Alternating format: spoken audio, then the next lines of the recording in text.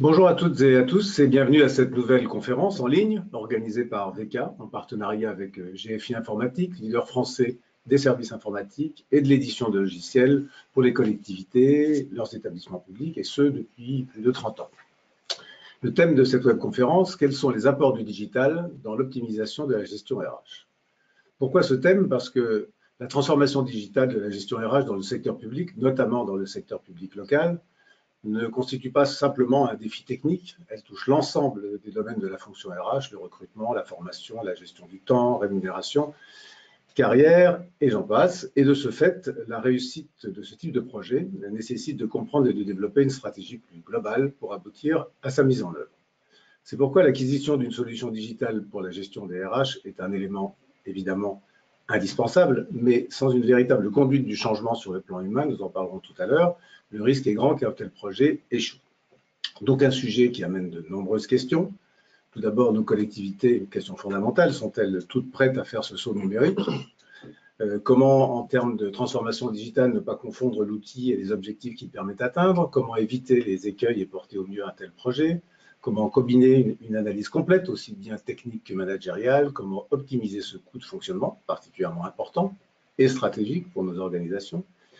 Comment, grâce à ces outils, aider les DRH dans les domaines aussi différents que le recrutement, la formation, la GPEC et le télétravail? Ces questions et nombre d'autres, nous les avons posées à nos deux intervenants, nous allons leur reposer. Intervenants qui disposent l'un comme l'autre d'une véritable expertise sur ces sujets et intervenants que je m'empresse de présenter. Édouard Guerrero-Bochereau, vous êtes responsable de la coordination thématique du contrat de ville à la métropole de Toulouse depuis 2015.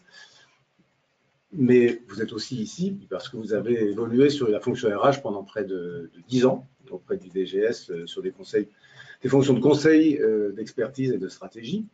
Vous avez participé à la définition et à la mise en œuvre de la politique RH pour l'agglomération toulousaine dans les domaines de carrière, de régime indemnitaire, de recrutement. Participé dans votre domaine de compétences également au développement de l'Interco, qui a été un dossier important, l'Interco toulousaine bien sûr, et accompagné des transferts de personnel et des changements d'organisation qui en ont découlé. Et vous avez également apporté votre concours à la mise en œuvre d'organisations mutualisées entre Interco et communes. Avant 2008, vous étiez responsable des services carrière, rémunération et gestion des contrats. Vous êtes attaché principal, docteur en économie industrielle et d'innovation et titulaire d'un DEA d'économie appliquée à l'Université des sciences sociales de Toulouse. Vous nous livrerez quelques repères généraux indispensables pour qualifier la transformation digitale, puis vous décrypterez ce mouvement qui imprègne les organisations et les RH. Enfin, après avoir mis le doigt sur ce que vous appelez les paradoxes du numérique, vous nous montrerez pourquoi et comment il est indispensable d'anticiper plutôt que de subir.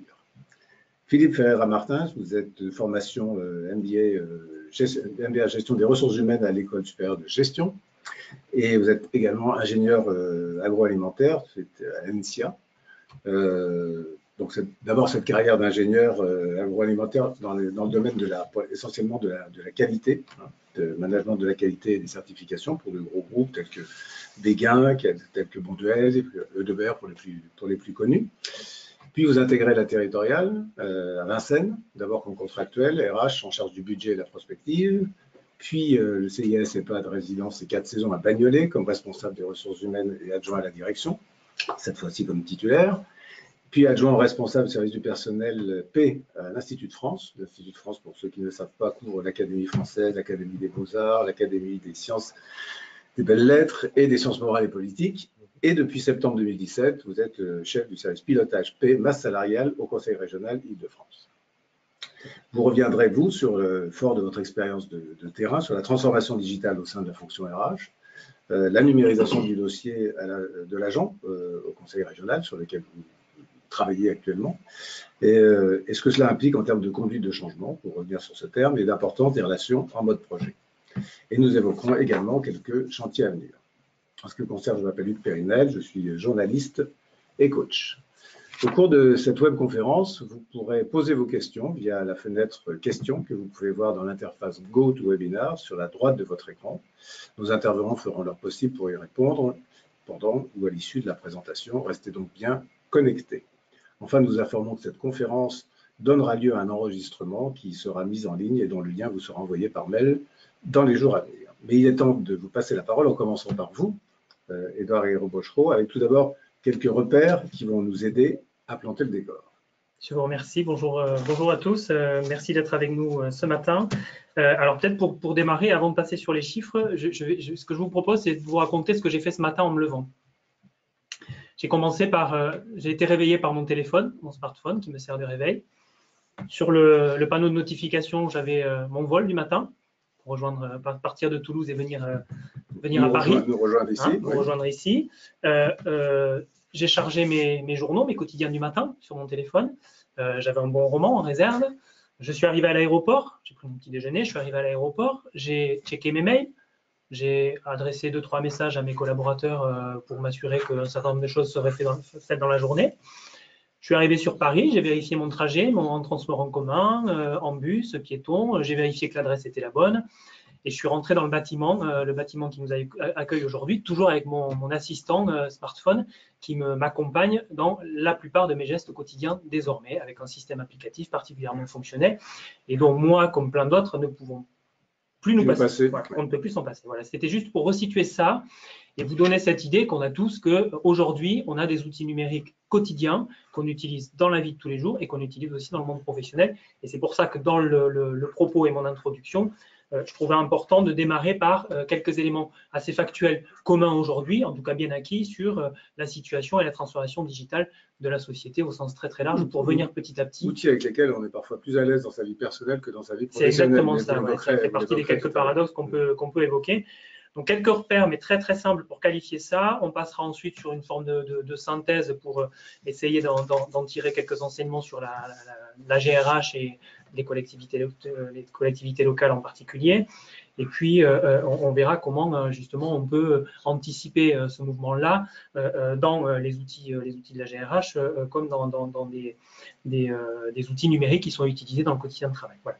Quelques éléments, très rapidement, 3 essentiellement. La première, elle est tout en bas du diaporama que vous voyez, concernant le taux d'équipement en smartphone. Donc, ces données-là sont issues du baromètre du numérique, qui est édité tous les ans par l'Agence du numérique, dans le cadre d'une enquête du CREDOC qui s'appelle Conditions de vie et aspirations des Français, et donc qui est réalisée tous les ans et qui contient désormais un volet numérique assez abouti. Donc, la plupart des statistiques que je vais donner sont issues de ce baromètre-là, c'est le millésime 2017, et il concerne une enquête adressée auprès de près de 40 000 personnes âgées de 12 ans et plus. Voilà. Donc, le taux d'équipement en smartphone, on voit la progression fulgurante. Ce que ça cherche à montrer, c'est d'abord que le smartphone est devenu un outil commun pour tout le monde et son taux d'acquisition par la population française a cru de manière tout à fait exponentielle. On est à 73% de taux d'équipement en smartphone dans la population française. J'évoque le deuxième… Ça montre aussi que la taille des écrans a changé.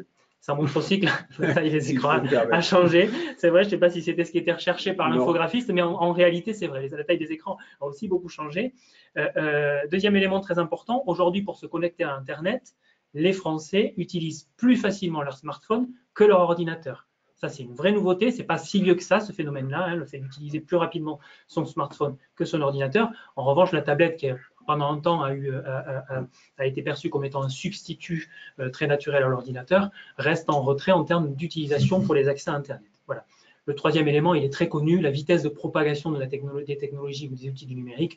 Il a fallu 38 ans pour atteindre 50 millions d'utilisateurs de la radio, 3 ans pour atteindre 50 millions d'utilisateurs d'Internet à domicile, seulement 9 mois pour atteindre 50 millions d'utilisateurs du réseau social Twitter, que la plupart des gens connaissent et, pour une partie d'entre eux, utilisent bien volontiers, voilà, à titre personnel comme parfois à titre professionnel. Quelques repères, quelques compléments de repères d'ailleurs. Pour compléter ça, le deuxième aspect que je voulais souligner, c'est en termes de répercussions sur la généralisation de ces outils. En réalité, en termes d'usage aujourd'hui, la plupart des usages réalisés par les gens du numérique et de l'Internet, c'est des usages de loisirs.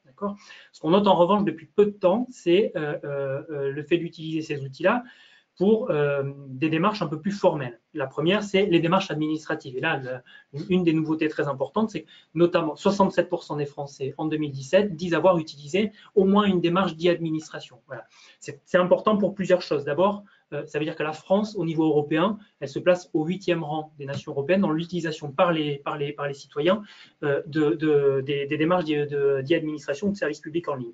La deuxième chose, c'est que derrière ces outils d'e-administration, il y a des services publics qui nécessairement ont été organisés ou réorganisés pour répondre à ces nouveaux usages, à ces nouveaux outils. C'est important, pas que du point de vue des RH, notamment du point de vue du développement des compétences que doivent détenir les agents publics pour assumer ce type de mission-là. Donc ça, c'est fondamental. Et la deuxième chose, c'est quand on se place du point de vue la dernière chose, c'est quand on se place du point de vue des usagers du numérique, c'est plutôt la deuxième partie de l'infographie, on a effectivement une très bonne pénétration, une très bonne appropriation des outils numériques par les citoyens français, et parallèlement, un volant de citoyens, une part d'habitants qui est dite en difficulté face au numérique. D'accord, 40%, là, le chiffre qui est ciblé, c'est 40%, mais dans ces 40%, il y a réellement 7% qui sont considérés comme étant en exclusion par rapport aux outils numériques, en situation d'électronisme. Hein, c'est un terme nouveau qu'on emploie ces derniers temps. Pourquoi je le dis? C'est pas tant pour le fait lui-même que pour dire que finalement, les organisations publiques locales, elles sont aussi le reflet de la société française. Et donc, il faut considérer qu'une partie des agents de la collectivité aussi peuvent être en situation d'électronisme ou d'exclusion du numérique. Et donc, du point de vue de la posture des RH, il y a des choses à anticiper de ce point de vue-là pour ne pas écarter un certain nombre d'agents qui, par défaut de compétences, de connaissances ou par réflexe de rejet, ne s'approprieraient pas les nouveaux outils du numérique et donc seraient exclus de l'évolution de l'organisation. Voilà. Alors, vous évoquez un mouvement de fond qui imprègne toutes les organisations et les RH. Voilà. Plus spécifiquement, aujourd'hui, quelques chiffres, toujours. Alors, les premiers chiffres sont toujours issus du baromètre du numérique, puisqu'il y a un volet spécifique aux salariés. Les autres chiffres, vous verrez, j'ai les sources qui sont listées, et en fin de présentation, il y a une bibliographie, notamment de l'ensemble des enquêtes que les internautes pourront retrouver vous pourrez le retrouver dans la présentation. Donc, 66% des actifs occupés utilisent aujourd'hui un ordinateur dans leur sphère professionnelle. En 5 ans, c'est plus 13 points. Hein. Ça veut dire qu'y compris dans des métiers où avant le numérique n'était pas nécessaire ou indispensable, aujourd'hui, il devient un élément clé ou fondamental de la pratique professionnelle. Voilà. Donc ça, c'est important de l'avoir en tête. Un actif sur 3 apporte tous les jours sur son lieu de travail un équipement personnel pour l'utiliser à des fins professionnelles. D'accord ? Voilà. Je ne reviens pas sur ma situation personnelle, mais il y a plein d'outils que j'utilise dans mon quotidien de travail, qui sont des outils non autorisés par l'administration dans laquelle j'évolue, mais qui me permettent de travailler avec les outils d'aujourd'hui, avec les outils du quotidien et que j'utilise d'ailleurs dans la vie de tous les jours. Voilà. Du partage de fichiers, des systèmes communautaires, etc., qui font qu'à un moment donné, certains des outils ne sont pas disponibles dans l'organisation ou pas développés ou insuffisamment développés. Donc, je me sers de mes outils personnels. Voilà. Donc, ça, c'est important. Je me sers d'outils personnels à des fins professionnelles pour optimiser mon travail, en réalité. Voilà. Troisième élément de cette enquête-là, 39% des actifs occupés aimeraient télétravailler. Bon, on verra, peut-être qu'on y reviendra à un moment donné. C'est un sujet qui sera développé. À la région Île-de-France. Finalement, on se rend compte que dans les quelques projets de télétravail qui ont pu être conduits dans les organisations publiques, les principaux freins, il y a une partie des freins qui viennent des agents, hein, qui spontanément disent non, c'est une émission dans la sphère privée, j'y suis rétif, etc., etc. En réalité, les plus gros freins, ils émanent soit de l'organisation elle-même, soit des organisations syndicales. Voilà. Et on voit bien hein, l'appétence des salariés ou des agents publics pour le télétravail comme étant une forme de conciliation maîtrisée de la sphère privée et de la sphère professionnelle. J'ai une première question qui nous arrive. Elle est liée à ce que vous venez de dire, c'est pour ça que je me permets de vous la poser. Existe-t-il des chiffres concernant l'accès au numérique et les agents en difficulté pour les agents de catégorie C? Alors, pas à ma connaissance. Pas à ma connaissance, mais je peux peut-être que… Ou à l'intérieur de chaque collectivité, peut-être. Oui, c'est ce que j'allais dire. Il y a l'accès personnel qui est une chose, mais après, il y a l'accès professionnel. Et c'est sûr que dans des populations comme les agents des lycées, qui sont des agents techniques, il y a un traitement différent qui sera fait, et notamment en termes de dématérialisation du bulletin, parce qu'il n'y a pas forcément d'accès à un mail professionnel. Donc après, c'est des choses qui sont quand même différentes. Il n'y a pas forcément de statistiques qui est faite là-dessus, puisque on considère une population dans sa globalité et on ne fait pas de distinction. Il y en a peut-être certains encadrants qui ont effectivement des accès à des mails professionnels, mais la majorité En tout cas, quand ils sont identifiés, on se débrouille pour les traiter de manière adaptée. On essaie de traiter de manière… ce que vous disiez pour la fiche de paie. Voilà, en fait, il y a une équité à avoir dans le traitement. Et ce traitement-là n'est pas différent des autres. D'accord. Je propose que nous continuions. Je poursuis, je reviendrai peut-être dessus parce que ça m'évoque un certain nombre de choses. Donc, je poursuis. 42% des agents pensent avoir chez eux, à leur domicile, des outils numériques ou informatiques mieux adaptés que sur leur lieu de travail. Voilà. Bon, on en pense qu'on en veut. Les internautes peuvent réagir par rapport à cela. C'est mon cas, vous l'avez peut-être déjà compris. Je considère que sur mon lieu de travail, je n'ai pas l'intégralité des outils numériques qui me permettent d'assumer ma fonction dans des conditions parfaitement adaptées pour moi. Voilà. Ce que ça révèle, c'est une très bonne pénétration des outils numériques dans les milieux professionnels, que les sources numériques ou les outils numériques soient privés ou professionnels, une forme d'enthousiasme statistique pour les outils numériques. Contrairement à ce qu'on peut penser, on a une bonne partie des gens qui sont plutôt prêts ou suffisamment mûrs pour dire oui, ok, allons-y, poussons jusqu'au bout l'exploitation des outils numériques. Et en même temps, des craintes ou des réticences d'une partie d'entre eux, et c'est les deux derniers chiffres que je voulais commenter très rapidement. 40 à 110 000 postes d'agents publics en France pourraient être touchés par l'automatisation des tâches. Alors, ce chiffre a été très contesté, donc je le livre comme ça parce que c'est le seul que j'ai trouvé sur la sphère publique et l'impact de l'automatisation des tâches sur l'emploi public. 40 à 110 000 postes, c'est une fourchette très importante. Il y a pas toute fonction publique confondue. Toute fonction publique confondue, et il n'y a pas de perspective temporelle réellement d'affirmer. Le chiffre a été très contesté, donc je le livre comme cela, large, mais voilà, il est très très large. Le deuxième chiffre, celui-là par contre, il est issu d'une enquête conduite par la DARES en 2016. 35% des salariés affirment avoir un rythme de travail imposé par un contrôle ou un suivi automatisé, avec tous les risques qu'on peut imaginer derrière ce chiffre-là. Voilà.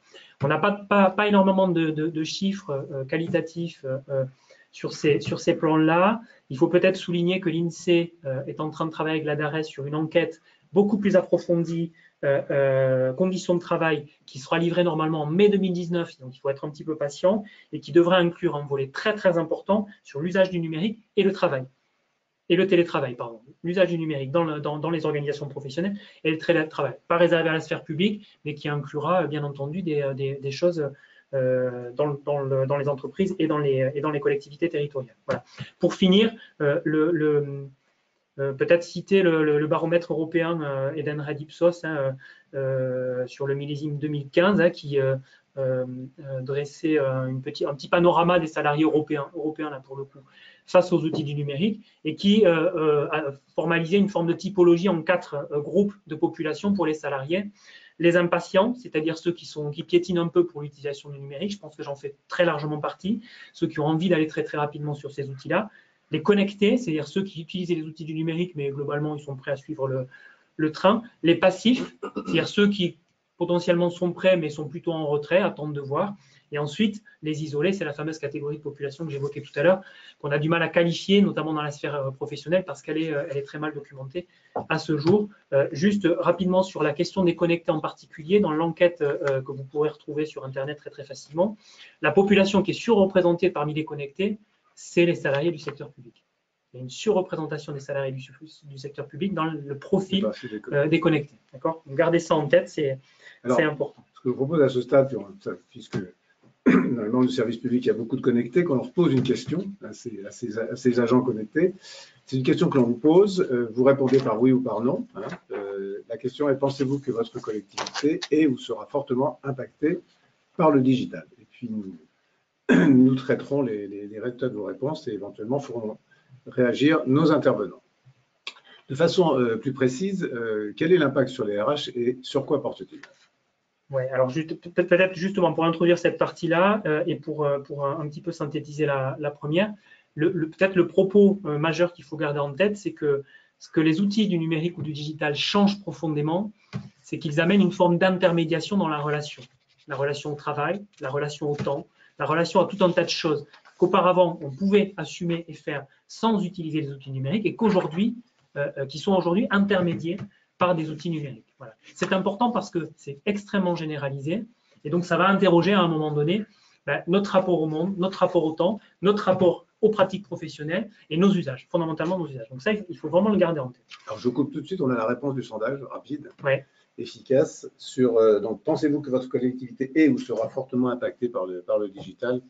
Bon, c'est un résultat de l'élection africaine, 95% de oui. C'est un oui massif et je ne suis pas surpris aujourd'hui. Et alors, peut-être pour commenter ce chiffre-là, parce que cette question a été posée dans le cadre d'une enquête conduite par l'Association nationale des DRH des grandes collectivités territoriales.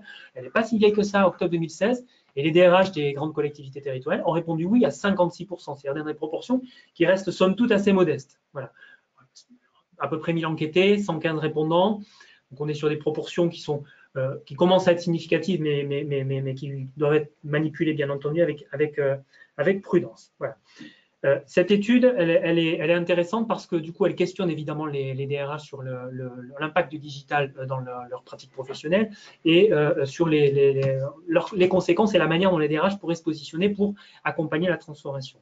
Donc, les principaux impacts du digital pour les DRH qui avaient été sondés portent sur 3 champs en particulier. L'organisation du travail à 95%, c'est oui totalement ou oui plutôt. La relation au travail, à 90%, oui totalement, oui plutôt. Les pratiques managériales, à 81%, oui plutôt, oui totalement. D'accord? Donc ça, c'est important. C'est les 3 principaux aspects qui vont être impactés, selon les DRH, par la transformation digitale. Les secteurs qui seront touchés principalement par le digital, le pilotage des données, on y reviendra tout à l'heure avec les illustrations qu'apportera Philippe. La gestion administrative, c'est des éléments très, très classiques dans la gestion des ressources humaines. La gestion du temps et finalement un petit peu moins le recrutement parce que probablement que les gens considèrent qu'aujourd'hui les outils numériques ou digitaux qu'on utilise dans le cadre des recrutements sont finalement assez bien acquis, assimilés et intégrés dans la pratique professionnelle sur ce secteur-là. On y reviendra peut-être dans la discussion. Donc, le pilotage des données, la gestion administrative, la gestion du temps, il n'y a rien sur le pilotage de la paye ou de la rémunération. On pourra en discuter peut-être à un moment donné aussi. C'est un élément fondamental sur la gestion RH et la capacité des outils informatiques à répondre aux préoccupations de validité des payes, de sécurisation. La gestion de la paye a quand même été une des grandes entrées du digital C'est exactement dans les collectivités. Et aujourd'hui, on se rend compte que la plupart des DRH disent que c'est plus un sujet pour nous. Enfin, c'est plus vraiment un sujet. C'est plus vraiment un sujet. Aujourd'hui, on utilise tous des outils informatiques et on a des outils de reporting et on a des connexions entre la gestion de la paye et les tableaux de bord de suivi budgétaire et financier, la préparation, le suivi de la masse salariale, etc. Peut-être que la question reviendra avec le prélèvement à la source, qui pose beaucoup de questions aux collectivités. Effectivement, avec la dématérialisation du bulletin de paye, avec tout un tas d'éléments périphériques, effectivement, au traitement de la paye très, très classique. Le dernier point sur lequel je voulais insister, c'est sur les modalités que les DRH envisagent comme étant les plus adaptées pour accompagner la transformation numérique. Il y en a 2 principalement. La formation, l'outil de formation, 95% oui totalement, oui plutôt, et des chartes d'utilisation ou d'usage à 90%, oui totalement ou oui plutôt. Il y a une question qui est arrivée un peu en avance justement sur ça, c'est peut-être une question qui vous est posée à tous les deux, ça. C'est est-ce que le niveau de formation, l'offre de formation dont ont besoin les collectivités en ce moment par rapport à ça existe? Est-ce que la formation suit à la même vitesse l'évolution des outils et des techniques?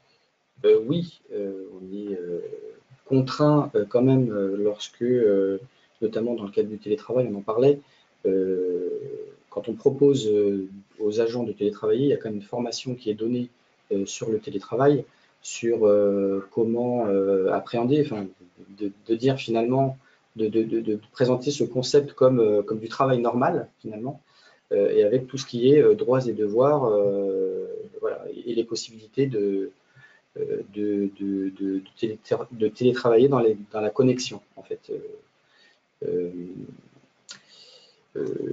Après, c'est sûr que, comme on en parlait tout à l'heure, sur des profils un peu particuliers techniques, il n'y a pas d'offre particulière parce qu'ils n'ont pas la possibilité de télétravailler.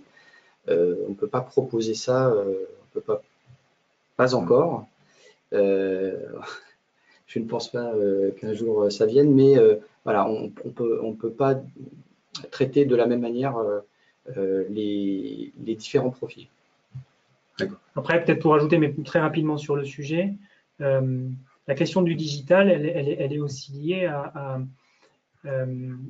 une nouvelle forme de faire des gens, une nouvelle modalité d'apprentissage aussi, d'accord ? les dispositifs de formation qu'on connaît aujourd'hui avec un catalogue, des actions de formation qui sont déployées en présentiel avec un effectif qui s'est inscrit au préalable, etc., etc. C'est une forme qui reste dominante, mais il faut vraiment s'interroger sur des formes nouvelles d'apprentissage que pourraient utiliser de manière beaucoup plus facile les agents publics en particulier pour apprendre à utiliser de manière optimisée les outils du numérique. Enfin, voilà, hein, il y a tout un tas de solutions aujourd'hui qui existent et qui mériteraient d'être prolongées ou développées. Ouais. Bon, je vous propose qu'on passe. Vous évoquez trois paradoxes dans l'impact du numérique sur nos organisations. C'est ça, c'est une forme de synthèse de tous ces éléments-là qui sont assez éparses, pas complètement consolidés encore, mais bon, peu importe. Donc, trois paradoxes que je soulève et qui me permettent d'aller vers une forme de conclusion de ce temps-là. Le temps, le paradoxe du temps, qui est une notion finalement toute relative dans ce sujet-là. D'abord parce que les outils numériques, on pressent bien qu'ils font gagner du temps, d'accord ? Ils font gagner du temps à tout le monde, donc ils permettent d'optimiser un certain nombre de choses. Et donc, ils donnent spontanément une impression que dans la mesure où on fait plus vite, on fait mieux. Et donc, on respire plus. Voilà. En réalité, le paradoxe, c'est que l'effet du digital sur la question du temps, il est plutôt une pression accrue sur l'exécution des tâches de manière beaucoup plus rapide, et donc une forme de harcèlement par le temps qui est peut-être plus présente aujourd'hui, ou qui est plus facile avec les outils numériques que ça ne l'était par le passé. Donc ça, c'est le premier paradoxe, et c'est important d'avoir cette ambivalence bien en tête. La deuxième chose, c'est les données qui valent de l'or. J'appelle des données qui valent de l'or. On le verra peut-être tout à l'heure là aussi sur l'illustration que Philippe amènera. On est bien d'accord que le carburant des outils du numérique, la plupart du temps, c'est l'information et la donnée. Il faut que les données soient mises à la disposition pour qu'elles puissent être utilisées et que les outils numériques qu'on va utiliser puissent fonctionner correctement. Les outils de géolocalisation, par exemple, ils s'appuient sur des données cartographiques qui doivent être publiques et facilement utilisables. Sur les données RH, c'est compliqué. Sur les données RH, c'est compliqué parce qu'on touche à des éléments qui sont liés à l'individu, etc. etc. Donc ça, c'est fondamental. On est sur des données qui concernent l'individu et en même temps, on sent bien qu'une partie de nos outils ne sont développés qu'à la condition que les agents comme les organisations acceptent que ces données soient stockées quelque part et mises à la disposition d'un certain nombre d'acteurs ou de ressources. Voilà, hein, donc ça, c'est important, ce débat entre libération des données et sécurisation qu'il faut là aussi garder en tête parce qu'en termes de posture RH, c'est fondamental. Le troisième, du coup, c'est le corollaire des deux premiers, le troisième paradoxe, des effets du coup ambivalents pour les agents et les collectivités. Là, c'est bien entendu le cas. On a des éléments qui manifestement sont très positifs, une forme d'enthousiasme pour aller vers le déploiement de ces outils numériques et en même temps des craintes ou des risques qu'on peut très simplement regarder par la suite. Donc, hein, ce n'est pas une opposition autonomie et satisfaction versus travail dégradé et risques psychosociaux, mais en tous les cas, on a bien ces deux éléments du spectre-là qui sont présents hein, dans nos organisations publiques et sur lesquels il faut passer du temps. Voilà, c'est pas parce qu'il y a une appétence spontanée pour le télétravail que le télétravail va se passer naturellement et facilement pour tout le monde. C'est pas parce que l'utilisation d'outils numériques dans les démarches d'évaluation professionnelle sont acceptées par une partie des managers que les agents spontanément vont les assimiler et en faire des outils de relations professionnelles, etc. etc. C'est très précisément la question, c'est comment est-ce que vous situez le digital à la fois comme accélérateur de performance pour les collectivités et les agents, et à l'inverse, quels sont les risques qu'il faut anticiper. Sachant qu'il y a une question annexe qui nous est arrivée, avec le sentiment, on peut imaginer que cette personne est plutôt dans une petite collectivité, toutes ces dispositions ne sont-elles pas principalement vraies pour les grandes collectivités ou gros établissements? Sachant que je propose qu'on développe votre slide, mais c'est vrai que est-ce que les mutualisations peuvent permettre est-ce qu'il y a des choses qui peuvent être mutualisées, par exemple, ou pas? Voilà. Enfin, en tout cas, cette question, il faut l'entendre. Oui, bien entendu, évidemment. Donc très rapidement, juste pour resituer ce que le digital peut apporter dans les organisations publiques et les RH publics en particulier, on distingue ce que ça apporte pour les organisations publiques hein, et ce que ça peut apporter pour les agents. Pour les organisations publiques, deux aspects, optimiser les processus de travail, la productivité, je ne reviens pas dessus, hein, le paradoxe du temps, etc., etc. Améliorer la qualité des services au public par une meilleure adaptation de l'offre. D'accord ? Ce que j'entends par là, c'est c'est la question de l'expérience utilisateur ou usager. Donc, c'est vraiment ça, quoi. C'est comment on améliore la qualité de service pour la population par une expérience utilisateur améliorée. D'accord? Dans les outils GRH, l'utilisateur étant l'agent, le manager, le chef de service, etc., etc. Pour les agents, en termes de bienfaits ou d'atouts du numérique, des gains d'autonomie probables, potentiels, c'est évident. Des gains de responsabilité dans certains cas, parce qu'effectivement, il y a un certain nombre de processus qui peuvent être déconcentrés ou décentralisés plus librement, et donc confier plus de responsabilités aux agents d'exécution. Et ensuite, un potentiel de développement personnel au travers de la formation ou de la mobilisation de compétences qui étaient pour certaines mobilisées dans la sphère privée, mais ne l'étaient pas dans la sphère publique. Voilà. Donc ça, c'est les éléments liés aux gains. Et bien entendu, des risques à anticiper. Les mots-clés, c'est accélération. Accélération, ça peut vouloir dire liberté, mais ça peut vouloir dire aussi pression accrue. Complexification, les choses, l'environnement est complexe dans le numérique, dans le digital. Complexification, ça veut dire qu'on a des gens qui probablement peuvent être écartés dans des environnements qui sont complexes, changeants et qui évoluent très très vite. Effacement des frontières entre sphère privée et sphère publique. Je pense que mon collègue Philippe y reviendra tout à l'heure. Et enfin, automatisation des tâches et intelligence artificielle. Alors là, on est sur un portrait un peu plus lointain, et avec ce risque de disparition des emplois. Ce qu'on dit généralement en termes de risque, le risque de déshumanisation du travail, parce que la relation de travail est intermédiée par des outils du numérique, par une relation distanciée. En réalité, on n'a plus besoin de présentiel. Et dans un certain nombre de cas, on peut se passer d'une relation physique présentielle pour échanger, pour dialoguer, pour faire évoluer l'organisation. Voilà. Donc, il y a un risque de distanciation et donc un risque de déshumanisation. Il y a une question qui nous est arrivée là-dessus, qui se formule à peu près ce que vous voulez dire, mais qui se pose directement au RH. C'est-à-dire que la question, c'est quel est le risque pour un RH, pour un DRH ou la DRH, d'un éloignement du terrain, du fait d'une sorte d'individualisation des rapports humains, alors qu'au contraire, on a besoin de cohésion. Est-ce que comment gérer ce paradoxe et ce risque? C'est peut-être l'une des grandes conclusions. Le sujet, c'est que les outils du digitaux, on a l'impression que finalement, ces outils-là, ils finissent par nous dépasser. On a cette crainte-là que finalement la technique ou la machine va surpasser la relation humaine ou la relation entre les personnes, notamment au travail.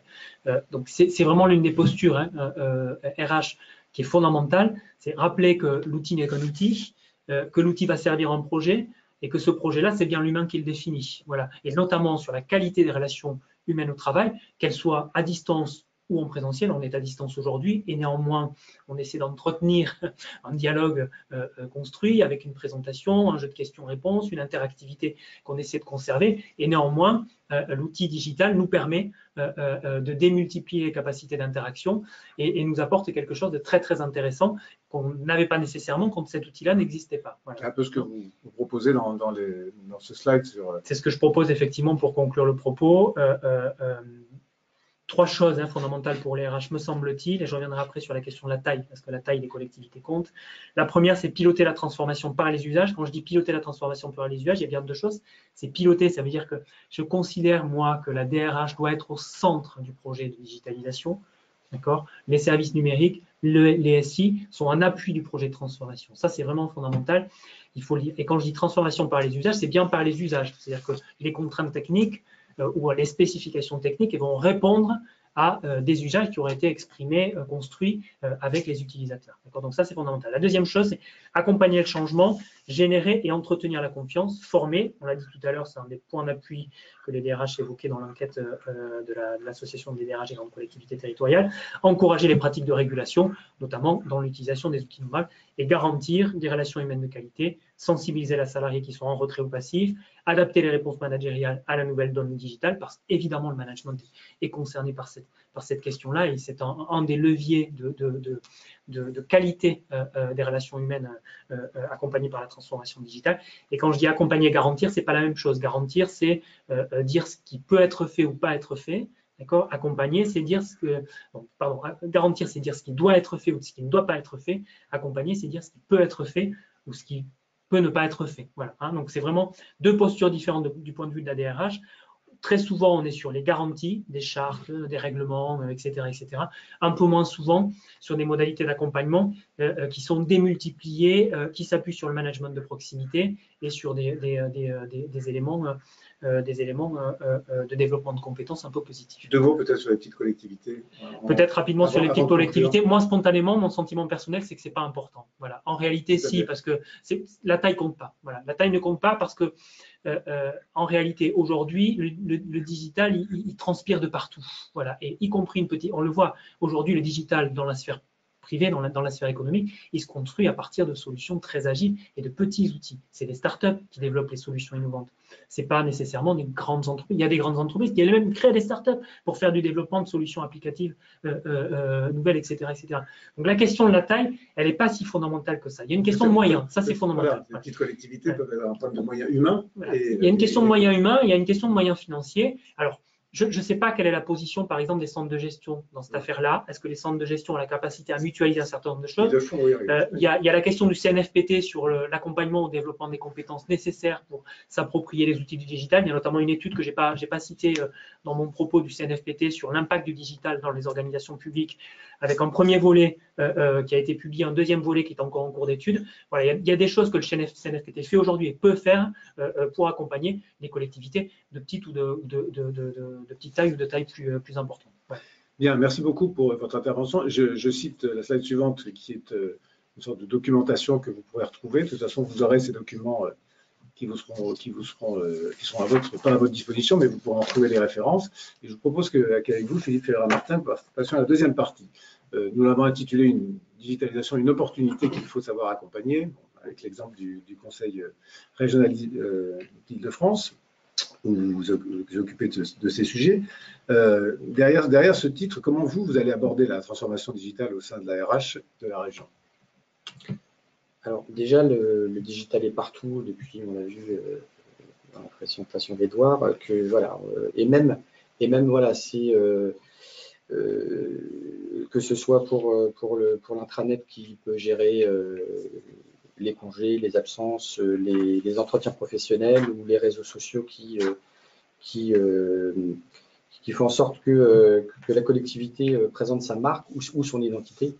Il y a d'ailleurs à la région une plateforme Open Data pour que les franciliens connaissent les politiques publiques menées sur plusieurs thèmes. Donc ça, c'est des choses qui peuvent être vues sur le site de la région.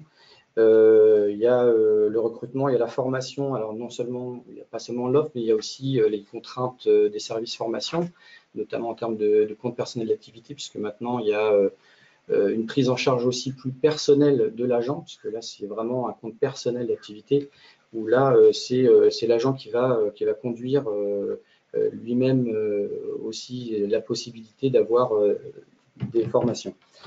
Et puis il y a tout ce qui est comptable, la transmission des actes au contrôle de légalité, enfin beaucoup de choses qui sont déjà en place et peut-être pas partout, mais dans certaines collectivités, les élections professionnelles qui approchent et qui potentiellement peuvent être aussi être faites de manière digitale.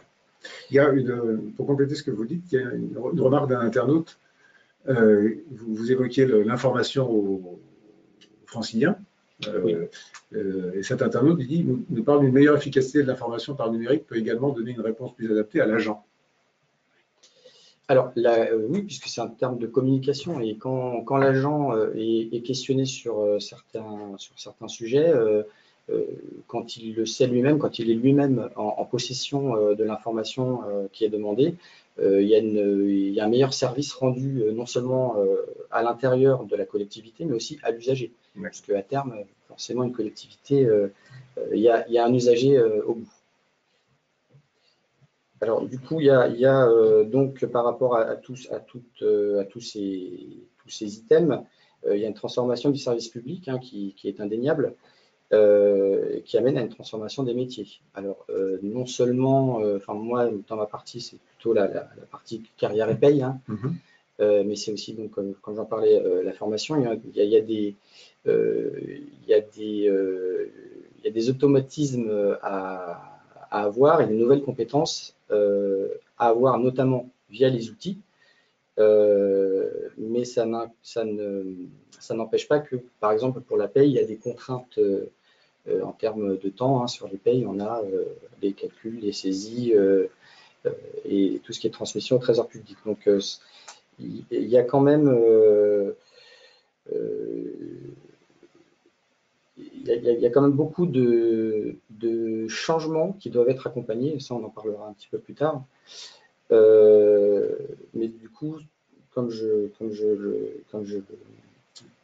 comme pour la suite, là, les outils suivent les évolutions de la société.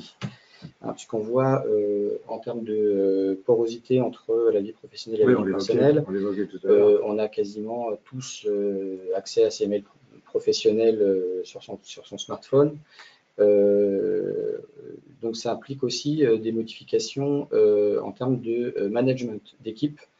Alors on en parlait, tout ce qui est travail à distance, c'est faisable puisque si les outils sont mis à disposition, comme les web réunions ou les web conférences, voilà, il faut vraiment apporter à l'agent qui va télétravailler du coup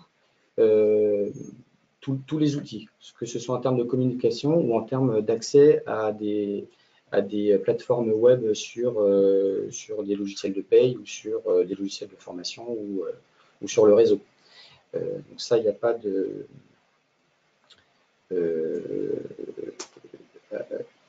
Alors après, c'est tout ce qui est... il ne faut pas oublier que tout ce qui est modification aussi du travail avec cette transformation digitale, ça sert aussi à apporter une valeur ajoutée, puisque du coup, on va gagner en temps, on va apporter des tâches plus qualificatives et apporter des réponses plus tournées vers l'usager, comme on en parlait tout à l'heure. L'idée, c'est que l'agent s'empare de la partie la plus intéressante de son travail et que celle qui peut être répétitive soit transmise parfois à l'usager d'ailleurs. Oui, en fait, ce qui n'a rien de choquant en soi. Non, mais c'est le service public que, voilà, gérer, par exemple, si on gère plusieurs papiers, si on doit écrire, faire un tableur Excel, voilà, il y a des choses qui sont facilitées par l'apport du digital et qui, du coup, peuvent réorienter vers des missions donc plus de valeur ajoutée. Donc, ça, ça se voit, puisque donc à Saint-Ouen, comme vous le savez, la région a déménagé il n'y a pas très longtemps. On apporte aussi une nouveauté en termes de travail, puisqu'il y a tout le monde a été installé en open space. Ah voilà, c'est l'open space qui fait que ça, voilà, il y a une modification aussi des pratiques de travail par rapport à cette proximité, du coup, ou à ce décloisonnement pour plus d'échanges et plus d'efficacité dans le travail. Et comment là, on est dans la réalité. Comment cela a-t-il vécu? C'est-à-dire l'arrivée en open space, une augmentation du digital. Est-ce que c'est des choses qui se passent simplement? Est-ce qu'il y a des problèmes générationnels particuliers? Il n'y a pas de problème générationnel, il n'y a pas de problème particulier. Après, c'est une adaptation à avoir, puisque c'est sûr que quand on est habitué à avoir son bureau, sa confidentialité aussi, ses attributs. Oui, enfin son espace, là, c'est vrai qu'il y a, des choses qui se font et qui ne se font pas, notamment, théoriquement, on ne va pas mettre toutes ces photos de chiens, d'enfants, de maisons, voilà, enfin, il y a une dépersonnalisation des bureaux à avoir, mais ça, c'est dans un autre contexte aussi, c'est dans le contexte FlexDesk, puisque si on est en open space… Ce qui veut dire ? Alors en fait, c'est la flexibilité dans les bureaux. C'est-à-dire qu'on ne va pas utiliser le même bureau tous les jours. Et notamment dans le cadre du télétravail, si moi je suis absent un jour, il y a quelqu'un qui peut prendre mon bureau. Et inversement, quand je reviens, bon, alors la nature humaine est faite de telle manière qu'on va toujours au même endroit. Comme dans le métro, on va s'asseoir, ou dans l'ascenseur, on va toujours se positionner dans la même partie. Mais ça c'est des changements qui qui se vivent au jour le jour. En fait, il n'y a pas forcément d'adaptation, il n'y a pas forcément de formation au travail en open space. C'est un mode de travail comme un autre. Alors, en fait, donc tout cet aspect-là de FlexDesk, etc., donc il y a le télétravail qui est mis en place. Donc tout ça dans un cadre de confiance, bien entendu, de flexibilité et de libération de potentiel. Donc, outre ces aspects un petit peu managériaux sur lesquels on va revenir tout à l'heure, sur l'optimisation d'échanges notamment, on peut, par rapport à la digitalisation aussi, faire des économies de papier. C'est le dossier de... Voilà. On va dire quelques mots de la numérisation du dossier de l'agent. Mais peut-être qu'avant, puisqu'on est sur ce sujet-là, on va poser une question à nos internautes que je reformulerai autrement par rapport à ce qui s'inscrit sur vos écrans. Votre collectivité a-t-elle mis en place un dossier numérisé pour tous les agents? Et on attend votre réponse en attendant de vous écouter sur la numérisation du dossier des agents au Conseil régional. Voilà, donc la numérisation du dossier de l'agent, en fait, il y a des contraintes légales sur des décrets, des arrêtés, des normes. Je ne vais pas les citer ici, mais bon, on peut les trouver assez facilement, qui font que du coup, on va faire en sorte que l'automatisation de la gestion des dossiers individuels des agents soit faite donc de manière numérisée. Alors nous, on a un logiciel Carrière Pay qui est Astre RH et Astre Élu, donc on a deux bases différentes. Donc là, il y a une importance toute particulière sur la reprise de l'existant, puisque on a à peu près 12 000 dossiers à la région qui prennent aussi un volume assez important dans des armoires. Donc ça, pour la reprise de la numérisation des dossiers existants, on a un prestataire qui est présent et qui du coup va faire cette numérisation jusqu'à peu près la moitié de l'année 2019. Donc c'est un travail assez conséquent. Et en parallèle, pour les gestionnaires Carrière Pay et pour les autres intervenants régions qui ont à mettre des documents dans le dossier de l'agent, puisqu'il n'y a pas que les gestionnaires Carrière Pay qui nous donnent du papier, encore maintenant. Il y a tout ce qui est flux entrant et gestion des pièces dématérialisation pour les pièces jointes transmises à la trésorerie.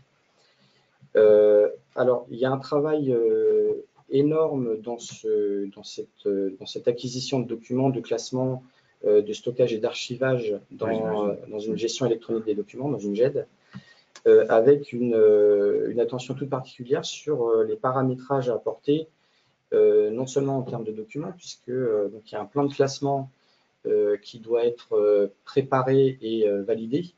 Il y a des contraintes, comme j'en parlais tout à l'heure, il y a des normes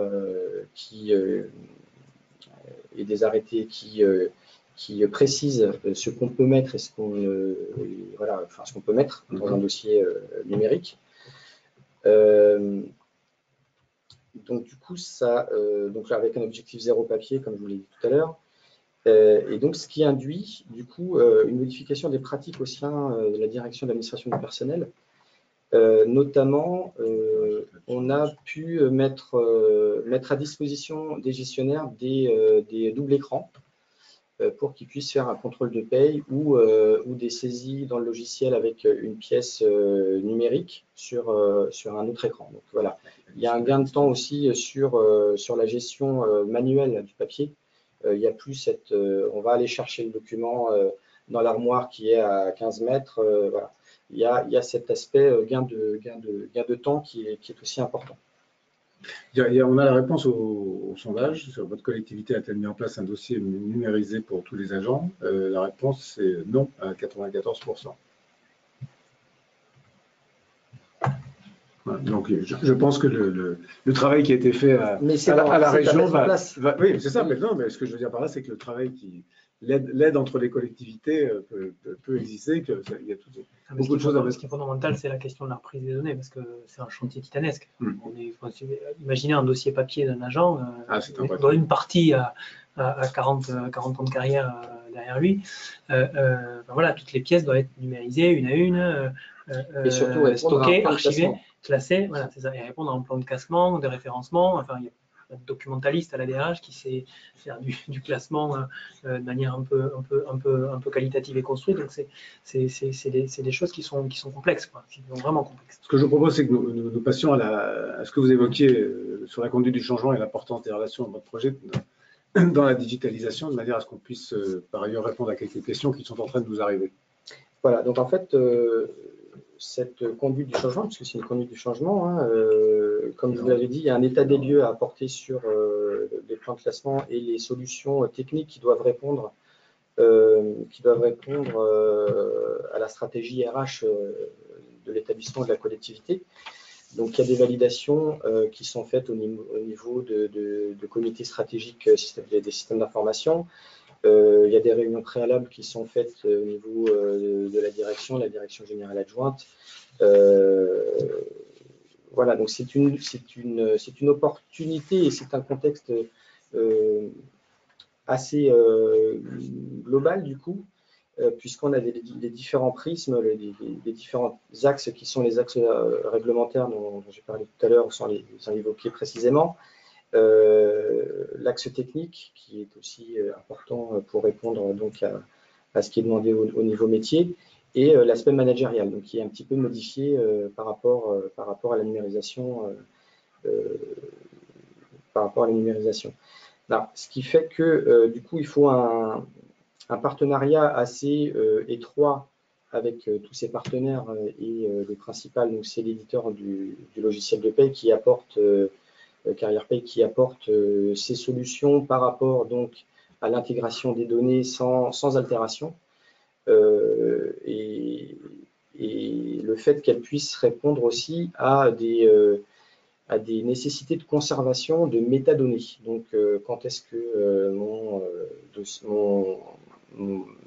si c'est un courrier, un arrêté, voilà, qui soit validé et certifié. Donc, pour ça, normalement, il y a un système d'archivage électronique qu'il faut avoir. Il faut respecter des délais de conservation. Il faut que l'agent, au final, du coup, puisse aussi consulter son dossier. Comme il peut consulter son dossier papier, hein, il y a des demandes à faire au préalable. Et puis après, du coup, on lui présentera le logiciel et les parties du plan de classement qui sont réparties en rubriques sur rubriques et documents pour lesquels il aura accès. Alors du coup, il y a quand même l'importance du cahier des charges et des spécifications techniques pour répondre donc à la stratégie RH qui a été demandée. Donc avec, comme je disais, les échanges privilégiés avec les prestataires et la maîtrise d'ouvrage. Alors là, je parle aussi de partenariat avec la DSI et d'échanges réguliers, puisque il y a une vraie rédaction du cahier des charges à faire en partenariat au niveau métier et au niveau technique, d'éventuellement préparer toutes les interfaces nécessaires, de définir tout ce qui est flux entre, par exemple, le logiciel formation ou recrutement et le logiciel CarrièrePay, et tout ce qui est question de sécurité qui est aussi très importante pour des questions d'authentification, de droit, de rôle, etc. Ce que vous évoquez, on a beaucoup de questions sur ce sujet-là, c'est de savoir en gros qui pilote. C'est-à-dire que c'est vrai que la DSI est concernée, la DRH est concernée, la DGS évidemment, mais qui prime? C'est un peu ce que je disais dans mon introduction. Est-ce que c'est une question RH avec une partie qui est la digitalisation, mais la politique, c'est d'abord une politique RH, ou est-ce que, comme il y a des contraintes techniques qui sont extrêmement importantes et visiblement complexes, on est obligé de se concentrer énormément là-dessus? Comment ça se passe dans les faits, dans votre véhicule professionnel à tous les deux, ou ce que vous ressentez? Alors, qu'est-ce qu'il faudrait faire? C'est une demande du métier, donc c'est une demande de la RH. Il y a une stratégie qui est apportée et il y a une réponse technique à apporter. Donc forcément, moi je parle de partenariat parce que c'est sûr que il y a quand même des échanges, il y a des allers-retours, il y a des adaptations permanentes à apporter soit au niveau technique, soit au niveau organisationnel, puisque ça impacte l'ensemble, comme vous l'avez dit, tous les aspects managériaux, techniques, etc. Donc c'est quand même le métier qui apporte, et c'est la stratégie RH qui est au centre et qui est demandeuse. Et après, c'est à l'outil, c'est à la technique de s'adapter aux demandes. Après, il y a des petites, parfois, il peut y avoir des choses possibles ou moins possibles ou pas conformes à ce qui est demandé, mais au moins, il y a une discussion préalable, d'où l'importance de tout ce qui est préparation en amont. Le fondamental, c'est que le couple SI-RH fonctionne vraiment très très bien avec une intelligence de vue sur le sens qu'on donne à tout ça et le projet. Pour moi, il me semble que c'est un projet de transformation de l'organisation avant tout, avant d'être un projet digital ou numérique. Le pilotage, il me semble qu'il doit être confié à la RH et que les SI sont à la droite du père, mais ils ne sont pas en situation de piloter directement le sujet. C'est vraiment très très important d'avoir ça en tête, il me semble, parce que et y compris des collectivités qui sont peut-être pas d'équipe SI suffisamment développées, on peut se trouver dans des situations de freins techniques qui vont prendre le pas sur la démarche de projet et qui vont du coup contraindre les solutions applicatives qui pourraient être développées. Et ça, c'est pas une bonne chose. C'est-à-dire que le technique serait dominant parce qu'il n'y a pas une compétence RH à l'intérieur. Oui, c'est ça. C'est exactement ça. Enfin, pour l'avoir vécu, moi, à plusieurs reprises dans un processus de développement applicatif, sur des RH d'abord et puis sur d'autres champs plus récemment, à chaque fois, les SI sont vraiment fondamentales parce que c'est eux qui vont faire le développement des applications, des solutions applicatives ou faire la mise en relation avec les prestataires ou éditeurs qui feront le travail pour nous. Mais le pilotage du projet, le cadencement du projet, les mécanismes d'arbitrage, le sens qu'on donne à tout ça, la régulation, c'est assuré par le métier, quoi. Enfin, c'est la composante métier qui fait ça. Il y a deux, trois questions que j'aimerais vous poser parce que le temps passe très très vite. Bon, on a eu beaucoup de questions sur les open space, mais je pense qu'on fera une webconférence sur ce sujet-là. Oui, parce que, même moi j'avais des choses à dire. Mais... oui, j'imagine, bien sûr. Mais on peut l'évoquer. Non, il y en a trois qui sont assez précises. Il y en a une sur ce que vous évoquiez tout à l'heure, la protection des données. C'est-à-dire qu'à un moment où il y a la mise en vigueur du RGPD, est-ce que c'est pas quelque chose qui vampirise de fait tout le travail qu'on fait dans la digitalisation? Je groupe un peu mes questions, je vous propose. Et la deuxième, en tout cas, c'est est-ce qu'on peut, on l'évoquait d'ailleurs en début, est-ce qu'on peut, on a beaucoup parlé de la paix, mais est-ce qu'on peut, en termes de digitalisation, de politique de digitalisation, traiter de la même manière la paix et des sujets qui sont, je dirais, plus délicats, avec tout le respect de la complexité de ce sujet, comme la formation, la mobilité ou les recrutements, voilà. Puisqu'on parle de politique RH, de digitalisation des politiques RH. Les éléments de réponse, vous pouvez... Moi, j'aurais tendance à dire, alors sur le premier point, la question de la vampirisation, il me semble que, pardon, j'ai laissé zapper la question, donc je vais répondre à la deuxième d'abord, le traitement de la paye. Parce que, la question de comment on traite effectivement les projets paye et le reste, moi j'aurais tendance à dire aujourd'hui, les solutions RH sur la paye, encore une fois, elles sont finalement assez stables, elles sont stabilisées, elles sont bien acquises, elles obéissent à des mécanismes finalement assez bien rodés, etc. etc. Ce sur quoi portent les développements aujourd'hui, c'est tout ce qui va environner la paye. Par exemple, des solutions pour répondre à de nouvelles obligations réglementaires, le prélèvement à la source, en étant, c'est pas le seul, l'évolution d'un certain nombre de cotisations, le bulletin de paye dématérialisé, tout un tas d'aspects qui vont environner le processus de paye mais qui ne vont pas l'impacter véritablement. Voilà.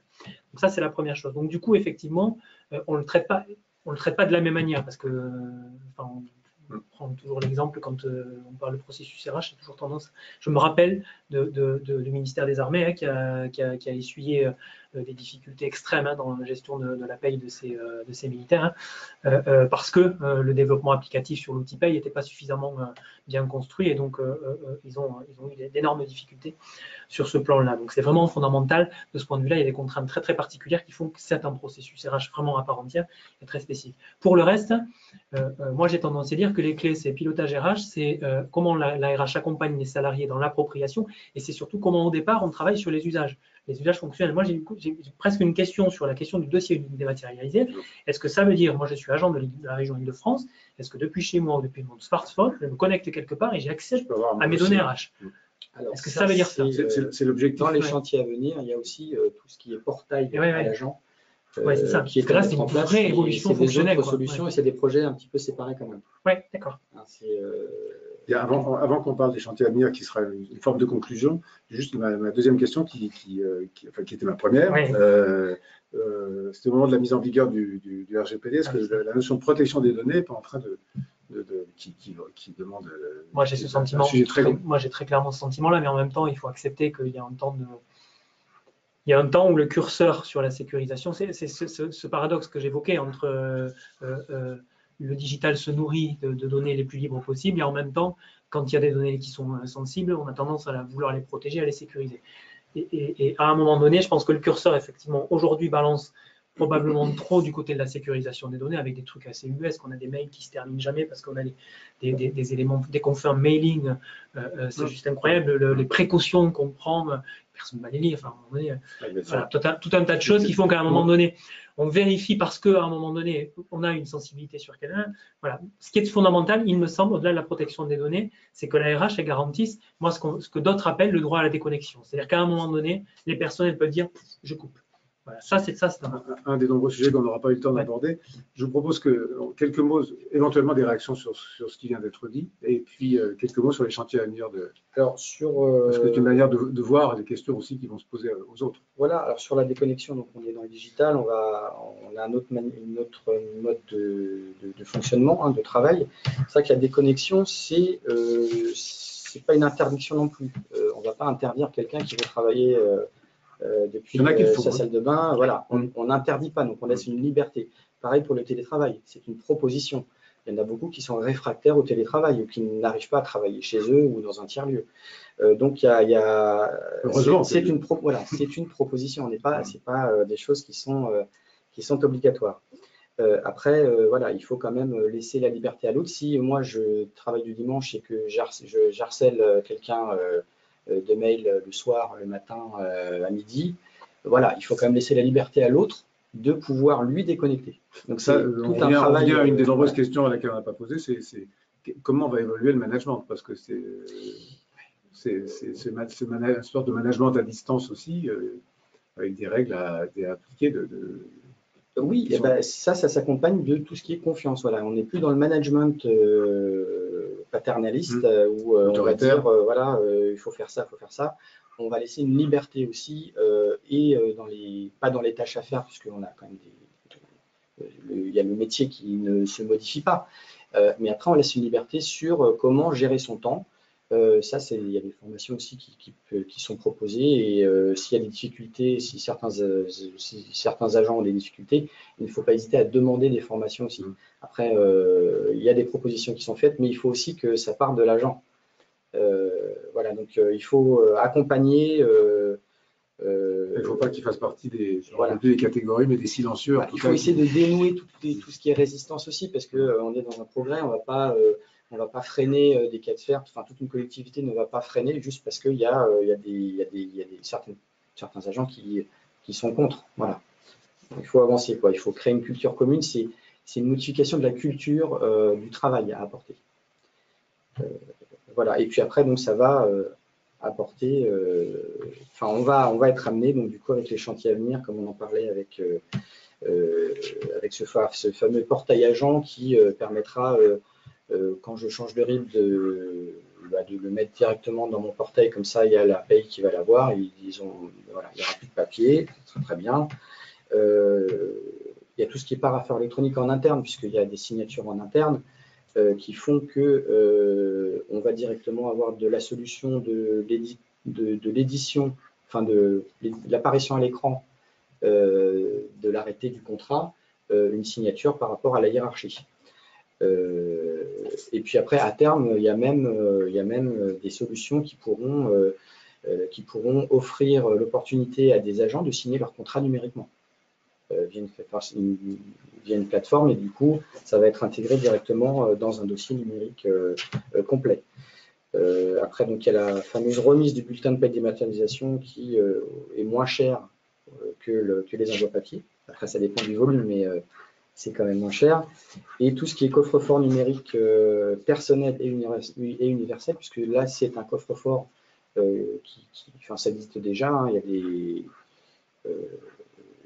voilà, il y a la Poste, on peut pas citer de la Poste qui propose cela, mais c'est personnel. Donc nous, en tant qu'employeur, on peut mettre dans ce coffre-fort de manière gratuite non seulement les bulletins, mais aussi tout ce qui est arrêté, communication, courrier. Et donc, c'est un gain de temps et de coût. Et une autre manière aussi de gérer sa vie personnelle, puisque c'est aussi gérer sa vie personnelle avec les factures, etc. Voilà en gros toutes les choses qui... Très bien. Écoutez, malheureusement, on parlait de temps, mais nous arrivons à la fin du temps dont nous disposions pour cette webconférence et nous allons devoir y mettre un terme. Pour tous ceux qui n'auraient pas eu de réponse à leurs questions, VK continue à vous accompagner par le biais de son service VK Ligne Expert qui vous permet de poser directement vos questions d'ordre réglementaire à des experts. Je précise que, en dehors du document qui nous a accompagnés pendant cette heure, il existe un livre blanc un livre blanc publié par GFI et VK, qui est à la fois disponible en ligne et à la fois disponible en version papier à la demande auprès de VK. Puis surtout, on va remercier nos deux intervenants pour leur disponibilité, la générosité de leurs propos. Merci à tous. Merci. Et à bientôt.